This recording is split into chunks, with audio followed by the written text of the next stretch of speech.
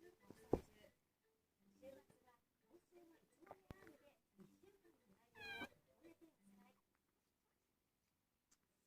アの夜明け、中国製に頼る日本メーカーが今までにない扇風機を国産で作る。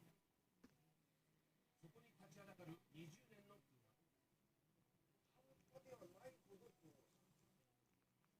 一方、人気ブランドが日本で作る高品質で格安な腕時計。時計メーカーとして発売するっていうのは非難をしますが、日本製再起に挑む。フィナンシャルタイムズのニューヨーク支局から注目のニュースをお伝えします。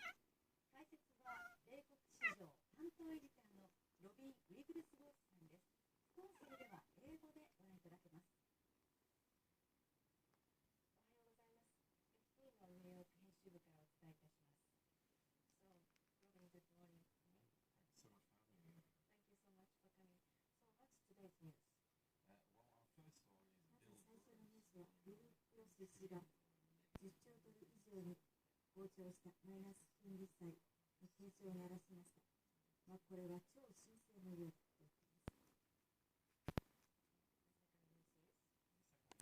2つ目はリスボンとワルシャワがニューヨークとロンドンに対抗ということですね。ロンドンとニューヨークというのは世界の2大金融センターですが、大手銀行が多くの人員をポーランドやポルトガル、アイルランドなどに移しているということですね。コスト削減が目的です。銀行で働いていてもロンドン、ニューヨーク、金とは限らないということです。最後はウォール街が80億ドルの差を投資銀行収入でつけたということですね。アメリカの投資銀行の収入の方がですね、ヨーロッパを大きく上回っているということですね。ヨーロッパにも多くの銀行がありますが、投資銀行に関しては非常に競争が激しいわけですね。アメリカでは大手いくつかがあり、顧問料の方が高いんですね。もちろんヨーロッパ側は不満でしょうが。それでは今日の注目記事に移ります。資産運用大手のジャムスキャピタルで、盛りだくさん。見逃した番組は VOD でチェック。日経チャンネルマーケット。すべての選択にはフィクションに勝るドラマがある。この番組ではリーダーとしての生の声、一人の人間としての言葉を通して現在進行形のリーダー論をお伝えします。過去の積み重ね、5年の積み重ね、大きいわけですよね。維持する難しいと思うんですけど、コントロールできなかったんですね、社長とは言えば。賢者の選択リーダーズ、お楽しみに。賢者の選択リーダーズ、日曜日昼12時。この番組はご覧のスポンサーの提供でお送りしました。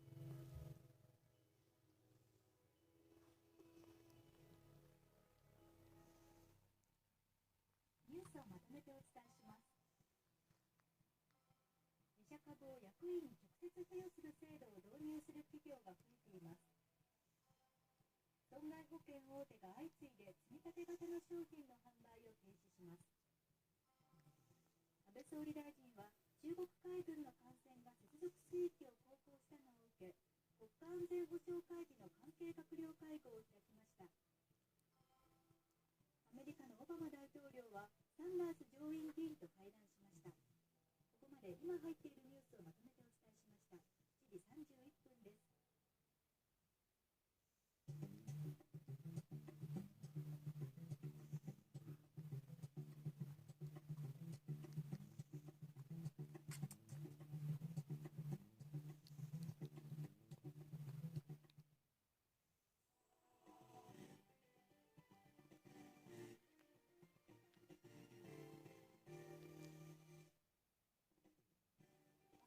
おはようございます。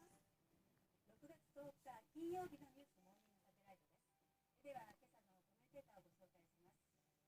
総実総研の吉崎達彦さんです。おはようございます。吉崎さんには後ほどアメリカ大統領選挙の行方鋭く分析していただきます。よろしくお願いいたします。さてニューヨーク池原さんは今日もお休みですので、早速ニューヨーク市場の株価東京からお伝えしていきます。9日のニューヨークの株価揃って小幅安となりました。前日株価や原油価格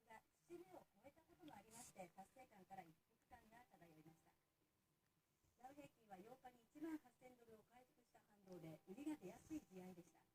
ただ、9日発表の雇用指標などはほぼ予想通りの内容で、下値も限定的、取引終了にかけ下げ幅を急速に縮めました。市場の関心はすでに来週の FOMC 連邦公開市場委員会に向いているようです。では株価割りで確認しましょう。ダウは4日ぶり反落、19ドル安の17,985ドル。ナスダックは反落です。16ポイント低下の4,958。S&P500 指数は4日ぶり反落、3ポイントマイナスの2,115で取引を終えました。続いて為替です。為替は現在1ドル107円の5銭から8銭で取引されています。それではニュースをお伝えしていきます。アメリカのオバマ大統領は9日、大統領選挙で民主党のクリントン前国務長官を支持すると正式に表明しました。オバマ大統領は9日公開したビデオメッセージの中で、彼女ほどふさわしい資質を持った人物は過去いなかったと述べました。今後、クリントン氏が開く集会などにも参加し、支援を本格化させる見通しです。一方、クリントン氏と民主党の候補者指名を争うサンダース上院議員は、オバマ大統領と会談した後、選挙戦から撤退しない意向を改めて示しました。民主党が結束を固めるにはまだ時間がかかりそうです。次です。ECB ヨーロッパ中央銀行のドラギ総裁は9日、ヨーロッパ経済の低迷を指摘するとともに、構造改革の必要性を訴えました。There are many understandable political reasons to delay structural reforms, but there are few, very few good economic ones, and the cost of delay is simply too high. このほか、ドラギ総裁は不確実な企業が夏に向け販売の増加を見込んでいることを裏付けています。同時に発表された4月の卸売売上高も 1% のプラスで、今年に入ってから最も強い伸びとなりました。失業保険を申請する人が予想よりも減少し、企業の人員削減の落ち着きが確認されました。アメリカ労働省が9日発表した新規失業保険申請者数は、前の週に比べ4000人減少の26万4000人となり、66週連続で雇用改善の目安となる30万人を下回りました。トレンドを示す4週移動平均も7500人減少しています。さて、ニューヨーク証券取引所には三井住友アセットマネジメントニューヨークの曽根亮太さんがいます。曽根さん、おはようございます。はい、おはようございます。さて、今日は全体的にどうでしょう。パッとしない印象でしたけれども。そうですかね。朝方はアジアや欧州市場の下落を受けまして、下落して取引をスタートしました。原子不足の強い通信や交易セクターなどは上昇しましたが、新規材料に乏しい一日となりました。はい、さて、このところの原油価格の上昇ですけれども、市場の安定につながる一方で、心配なこともあるそうですね。はい、原油価格の上昇に伴うガソリン価格上昇のリスクです。すでにアメリカでは夏のドライブシーズンに入り、これからガソリンの需要が強くなります。特に今年は SUV などの大型車の販売が昨年後半から好調で、価格が低位で推移していることを暖冬だったことで、実際2月以降からはガソリン需要の強い状況が続いています。そうした価格の節目というのはあるんでしょうか。はい、ガソリン価格が3ドルを超えてくると消費者の心理に影響すると言われますが、原油価格が少なくとも70ドルぐらいまで上昇しなければ、その可能性は少ないと思います。ただ、もし3ドルを超えてくると、8月下旬以降の新学期商戦や年末商戦への盛り上がりの不安が連想されるかもしれません。そうですか。原油相場の見通しについてはまた後ほどお願いいたします。はい、よろしくお願いします。では、その他のマーケットです。債券市場、債券は買われ、金利は低下です。一時、2月下旬以来の低水準となる 1.65% 台をつけました。10年債利回りは現在 1.685% です。商品指標です。ニューヨーク原油先物相場は4日ぶり反落、前日に51ドル台をつけ、達成感もあり、今日は一服です。金先物は続伸、アメリカの利上げやイギリスの EU 離脱の行方が材料として意識されたようです。ヨーロッパ株ご覧ください。揃って下落です。原油価格の一位はシカゴ日経平均先物です。現在、シカゴ日経平均先物16,635円となっています。以上、マーケットの動きをお伝えしました。さて、アメリカ大統領選ですけれども、オバマ大統領がね、クリントン氏を支持したこのタイミングをずっと待ってた感じですよね。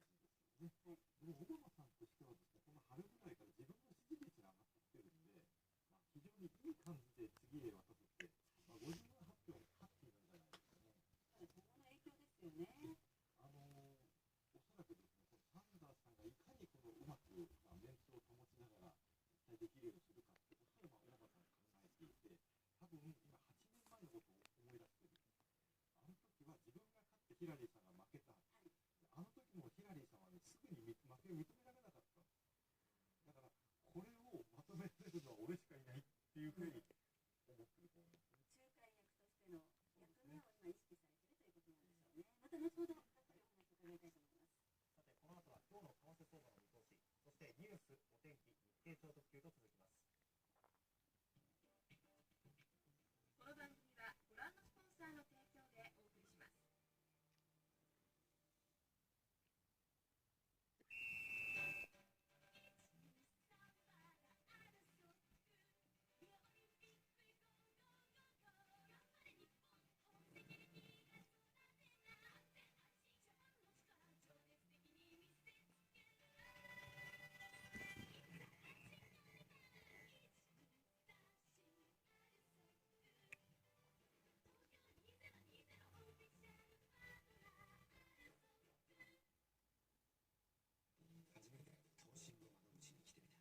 初めて投信の窓口に来てみた。すごい、とてもいい感じだ。でも、話を聞いているうちに、だんだん腹が立ってきた。どうする？今までの私の投資選びは何だったんだ？あなたの投資選びに公平な物差しを、国内ほぼ全ての投資が比較できるファンドラボ投資の窓口0120いくわ投資まで通路上。ではニュースをお伝えしていきます。中国の軍艦が昨日沖縄県の尖閣諸島周辺の接続水域に入ったことについて、アメリカ国務省のコナー副報道官は9日、懸念を表明し、情勢を注視していると述べました。We're obviously always concerned by